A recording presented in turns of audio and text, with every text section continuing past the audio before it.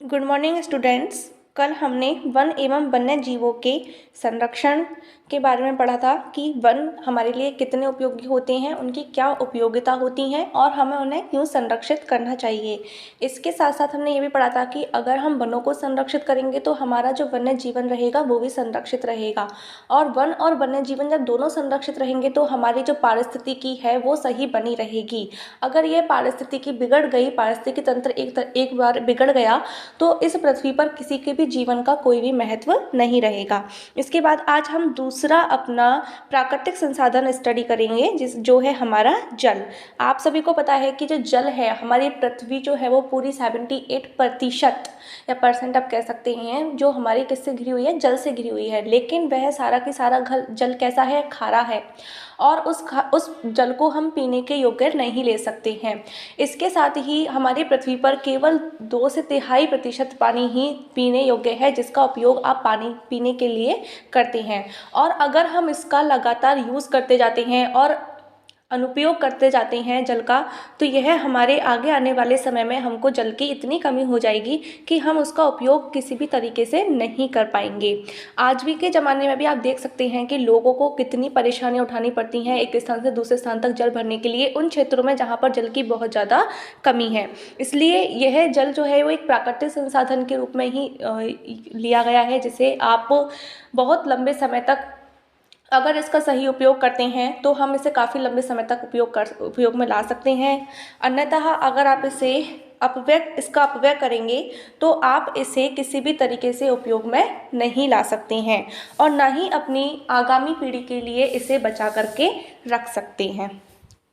धरती पर रहने वाले सभी जीवों की मूल आवश्यकता जल है, क्योंकि आपने पढ़ लिया है बायोलॉजी में कि किसी भी मनुष्य का जो शरीर है उसमें सर्वाधिक मात्रा किसकी होती है, जल की होती है।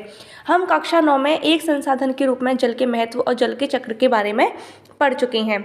मनुष्य ने किस प्रकार जल स्रोतों को प्रदूषित किया है, साथ ही मनुष्य की प्रकृति में दखल से अन्य क्षेत्रों में जल की उपलब्धता भी क्या हुई है, प्रभावित हुई है।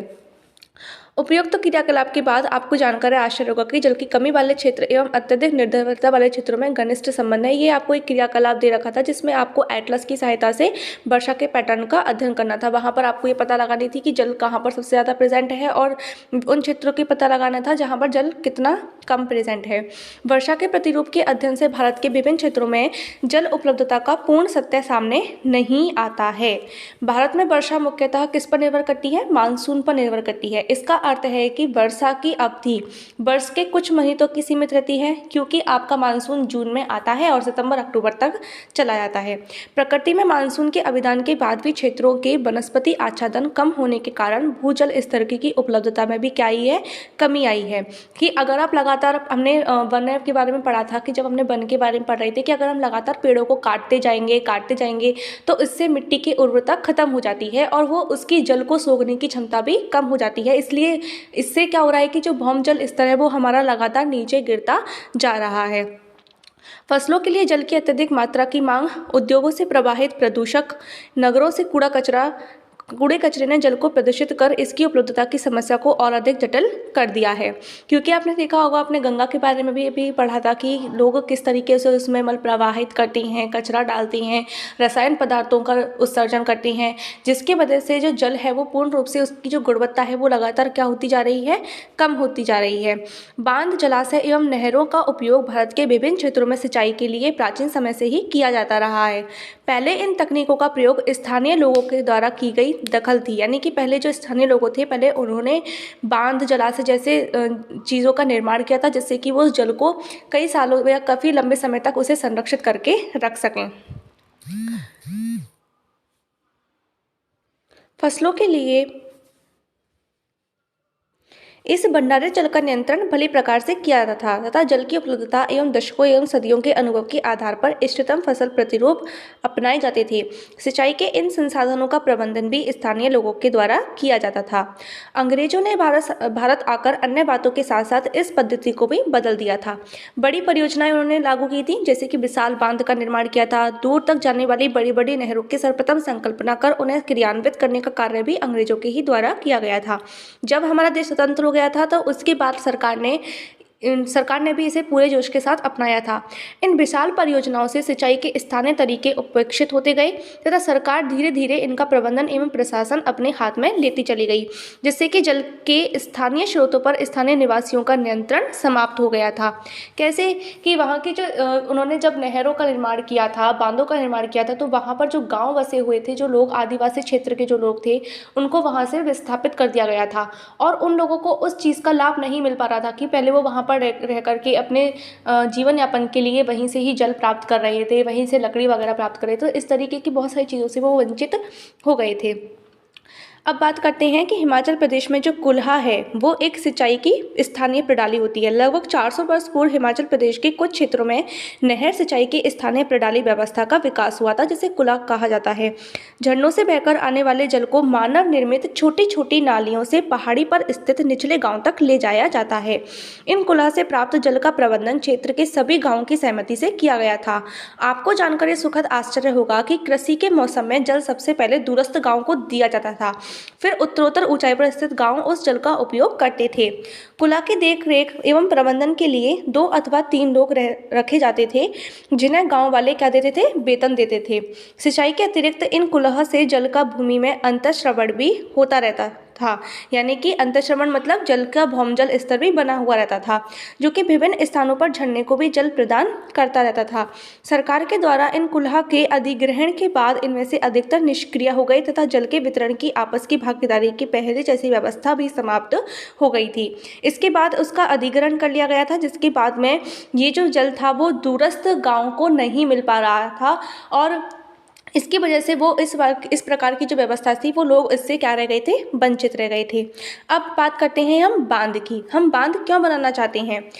बड़े बांध में जल संग्रहण पर्याप्त मात्रा में किया जा सकता है, यानी कि बहुत ज़्यादा मात्रा में इसमें जल को संग्रहित करके रख सकते हैं, जिनका उपयोग न केवल हम सिंचाई के लिए करते हैं बल्कि विद्युत उत्पादन के लिए भी करते हैं, जिसके विषय में आप पिछले अध्याय में पढ़ चुके हैं। हमने पढ़ा है कि जो विद्युत का उत्पादन है वो किसके माध्यम से किया जाता है? जल के माध्यम से, पवन के माध्यम से, इसके अलावा कोयले के माध्यम से भी बिजली का उत्पादन किया जाता है। तो जहाँ पर बांध बने हुए होते हैं वहाँ पर विद्युत उत्पादन भी किया जाता है। इससे निकलने वाली नहरें जल की बड़ी मात्रा को दूरस्थ स्थानों तक ले जाती हैं। इंदिरा गांधी नहर से राजस्थान के काफ़ी बड़े क्षेत्र में हरियाली आ गई है, लेकिन जल के खराब प्रबंधन के कारण, मात्र कुछ व्यक्तियों के द्वारा लाभ उठाने के कारण प्रबंधन के लाभ से बहुत लोग क्या रह गए हैं? वंचित रह गए हैं। यानी कि जिन लोगों को वहाँ से विस्थापित किया गया था, नहर बनाने के दौरान जिन लोगों को वहाँ से विस्थापित कर दिया गया था, उन्हीं लोगों को उस नहर का लाभ नहीं मिल पा रहा था।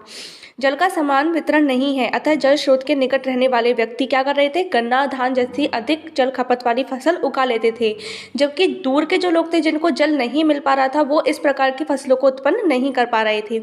उन व्यक्तियों की व्यथा और भी बढ़ जाती है तथा असंतोष होता है, जबकि उन व्यक्तियों को जिन्हें बांध एवं नहर बनाते समय विस्थापित किया गया, उस समय किए गए वायदे भी पूरे नहीं किए गए हैं।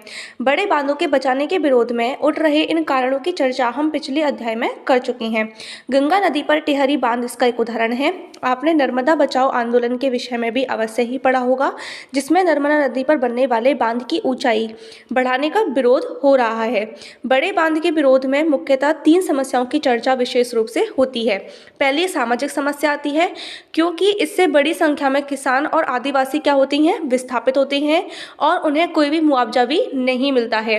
दूसरी आर्थिक समस्या आती है, जिसमें जनता का बहुत अधिक धन लगता है और उस अनुपात में भी उन्हें लाभ नहीं मिल पाता है। यानी कि उनसे वादे किए जाते हैं कि आपको इतना जल प्रोवाइड होगा, इतनी आपको बिजली उत्पन्न होगी, आपके यहाँ पर इतना जल उत्पादन होगा, लेकिन इस प्रकार के वादे भी उनके पूरे नहीं हो पाते हैं। तीसरी आती है पर्यावरणीय समस्या, क्योंकि बड़े स्तर पर यहाँ पर जब वो बांधों का निर्माण करेंगे तो वो वनों का विनाश करेंगे, जिसकी वजह से उसकी जैव विविधता भी क्या हो जाती है? नष्ट हो जाती है। विकास की विभिन्न परियोजनाओं में विस्थापित होने वाले अधिकतर व्यक्ति गरीब आदिवासी होते हैं, जिन्हें इन परियोजनाओं से कोई भी लाभ नहीं होता तथा उन्हें अपनी भूमि एवं जंगलों से भी हाथ धोना पड़ता है, जिसकी क्षतिपूर्ति भी समुचित नहीं होती है। 1970 में बने तावा बांध को विस्थापित विस्थापितों को अभी भी लाभ नहीं मिल सके हैं, जिससे उनका वायदा भी किया गया था। अब हम बात करते हैं जल संग्रहण की, हमें जल किस प्रकार से संग्रहित करना चाहिए। हमारे देश में या आप राजस्थान की ही बात करो तो यहाँ पर राजा महाराजा के ज़माने की चीज़ें आपको बहुत ऐसी देखने को मिलेंगी जो जल को संग्रहित करने के लिए बनाई जाती थी, जैसे कि यहाँ पे आप कुआं, पावड़ी, तालाब, जलाशय, ये सभी चीज़ें आप यहाँ पर देख सकते हैं।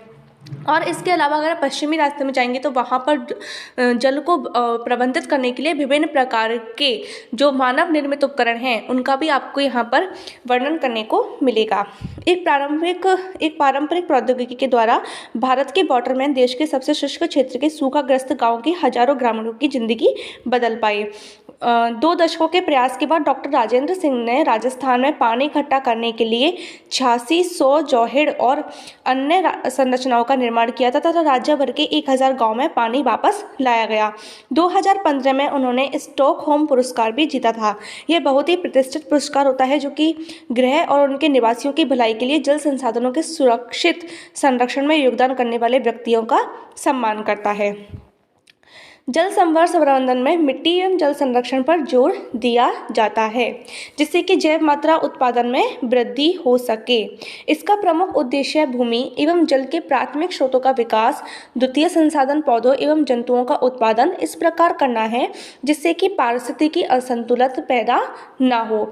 यानी कि वह जल का प्रबंधन इस तरीके से करते थे जिससे कि वहाँ पर वो पारिस्थितिकी संतुलन को भी बनाए रख सकें और जल को भी संरक्षित कर सकें।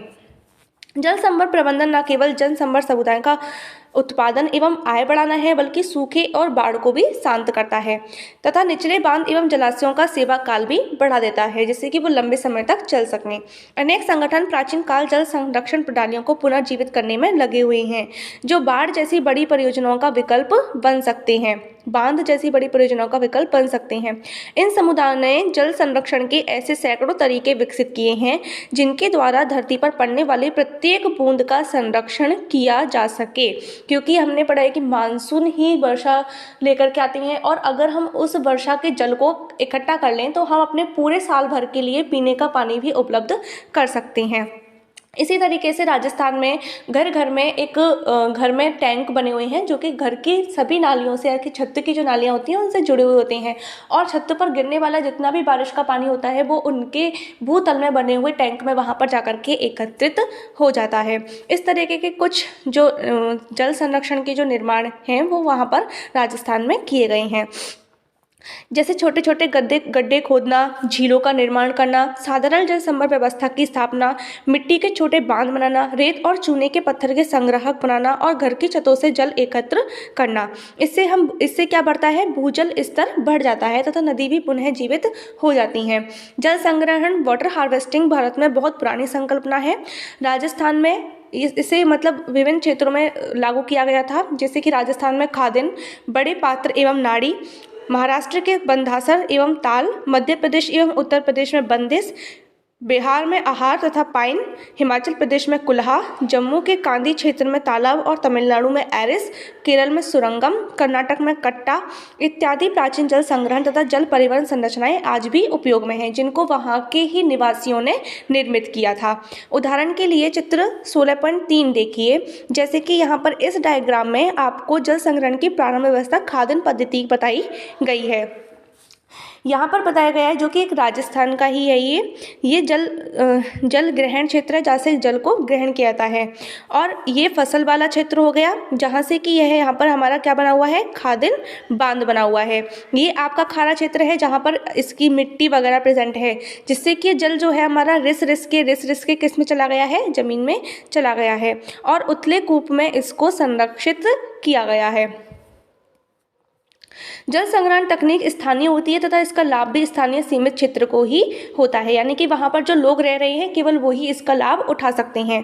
स्थानीय निवासियों को जल संग्रहण का नियंत्रण देने से इन संसाधनों के अकुशल प्रबंधन एवं अतिदोहन कम होती हैं अथवा पूर्णतः समाप्त हो सकते हैं। बड़े समतल भूभाग में जल संग्रहण स्थल मुख्यतः अर्धचंद्राकार मिट्टी के गड्ढे अथवा निचले स्थान वर्षा ऋतु में पूरी तरह से भर जाने वाले नालियाँ, प्राकृतिक जलमार्ग पर बनाए गए चेक डैम जो कंक्रीट और छोटे कंकड़ पत्थरों के द्वारा बनाए जाते हैं। ये एक छोटे बांध होते हैं जिनके अवरोध के कारण इनके पीछे मानसून का जो जल होता है वो तालाब में भर जाता है। केवल बड़े जलाशयों में ही जल पूरे वर्ष तक भरा हुआ रहता है, परंतु छोटे जलाशयों में यह जल 6 महीने तथा उससे भी कम समय तक रहता है। उसके बाद ये क्या कर जाता है, सूख जाती हैं। इनका मुख्य उद्देश्य जल संग्रहण नहीं है, बल्कि जल के भौम स्तर में सुधार करना भी है, जिससे कि हमारा भौम जल स्तर भी क्या कर सके, बढ़ सके। जल के भौम जल के रूप में संरक्षण के कई लाभ हैं। भौम जल से अनेक लाभ हैं। ये वाष्पन दर से उड़ता नहीं है, यानी कि वाष्प बनकर एक तो उड़ेगा नहीं, परंतु यह आसपास क्षेत्र में फैल जाता है। बड़े क्षेत्र में वनस्पति को नमी प्रदान करता है, यानी कि आप यहाँ पर बहुत ज़्यादा मात्रा में अपने क्षेत्र में हरियाली ला सकते हैं। इसके अतिरिक्त इससे मच्छरों के जनन की समस्या भी नहीं होती, क्योंकि अगर ठहरा हुआ जो पानी होता है उसी में ही मच्छर अत्यधिक पनपते हैं, तो भौमजल स्तर में इस तरह की समस्याएं भी नहीं होती हैं। भौमजल मानव एवं जंतुओं के अपशिष्टों से झील तालाबों में ठहरे पानी के अतिरिक्त संदूषित होने से अपेक्षाकृत सुरक्षित रहता है। इसके अलावा भौमजल जो होता है वो इस प्रकार के किसी भी अपशिष्ट से संदूषित नहीं होगा। तो आज हमने आपका यहाँ पर जल संग्रहण के बारे में पढ़ लिया है, जल प्राकृतिक संसाधन के बारे में पढ़ लिया है। कल हम आपका पेट्रोलियम और कोयला स्टार्ट करेंगे, जो कि आपका लास्ट जो है इसमें दिया गया एक प्राकृतिक संसाधन है, उसके बारे में पढ़ेंगे। आपने अपनी पिछली क्लासों में या छोटी क्लासों में पढ़ा होगा कि कोयला और पेट्रोलियम का निर्माण होता कैसे है।